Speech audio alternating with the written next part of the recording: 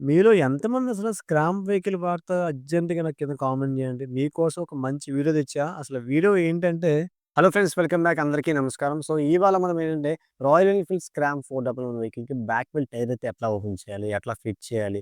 అంటే మామూలు వెహికల్స్‌తో కంపేర్ చేసుకుంటే ఈ వెహికల్ విషయానికి వస్తే కొంచెం జాగ్రత్తగా ఫిట్ చేయవలసి ఉంటుంది. ఎందుకంటే ఇంజిన్ సీసీ పెరిగితే ఆటోమేటిక్‌గా బండి కూడా చాలా స్పీడ్‌గా వెళ్తుంది. సో ఇన్ దిస్ కేస్ ఏంటంటే జాగ్రత్తగా బిగించిపోతే మనం బానే ఉంటాము. కానీ కస్టమర్ చాలా ఇబ్బంది పడతారు. సో జాగ్రత్తగా ఎట్లా ఫిట్ చేయాలి? అసలు ఎట్లా స్టెప్ బై స్టెప్ అయితే మీకు వీడియో చెప్తాను. యాస్ సూన్ యాస్ పాసిబుల్ ఎర్లీగా మీకు వీడియో అయితే క్లోజ్ చేస్తా. నా ప్రీవియస్ వీడియోస్ చూడకపోతే పైన కార్డ్స్‌లో బటన్ చెక్ చేసేయండి. ఈ వీడియోలోకి స్టెప్ అయ్యే ముందు మన ఛానల్ గాని సబ్స్క్రైబ్ చేసుకోకపోతే కింద ఉన్న సబ్స్క్రైబ్ బటన్ క్లిక్ చేసి పక్కన బెల్ ఐకాన్ ఆల్ క్లిక్ చేసేయండి. లేట్ చేయకుండా వీడియోలోకైతే స్టెప్ అయిపోదాం friends. So friends first of all మనం వీల్ ఓపెన్ చేసే ముందు చెక్ చూడండి టైర్ కంప్లీట్ జీరో అయిపోయింది. సో దీనికైతే సీఏ టైర్ అయితే కస్టమర్ తీసుకురావడం జరిగింది. డైలీ కస్టమరే. సో ఫస్ట్ మనం వీల్ బోల్ట్ అయితే ఓపెన్ చేయాలి. చూడండి దానికన్నా ఇప్పే ముందు ఒకసారి చైన్ అడ్జస్ట్‌మెంట్ మార్కింగ్ ఎట్లా ఉందో చూసుకోవాలనమాట.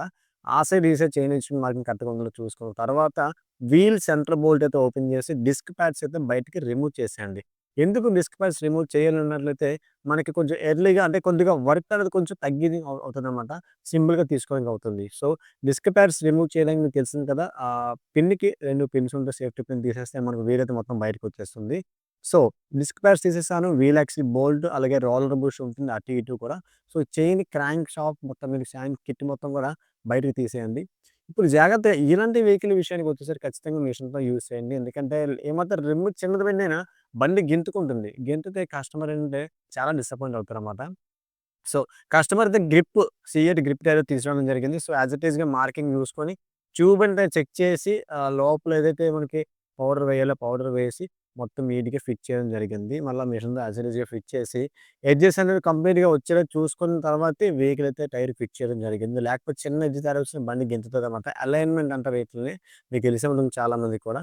సో, కరెక్ట్‌గా అలైన్‌మెంట్ కరెక్ట్‌గా ఉందో చూసుకొని, తర్వాత వీల్ అయితే దానికి ఫిక్స్ చేయడం జరిగింది. సో, ఫిట్ చేసేటప్పుడు చూసుకోండి. అటువైపు, ఇటువైపు 2 వైపులు కూడా రోలర్ బుష్ ఉంటుంది. ఆ బుష్ వేయకపోతే మనకి కంప్లీట్ అవ్వదు వర్క్ అనేది.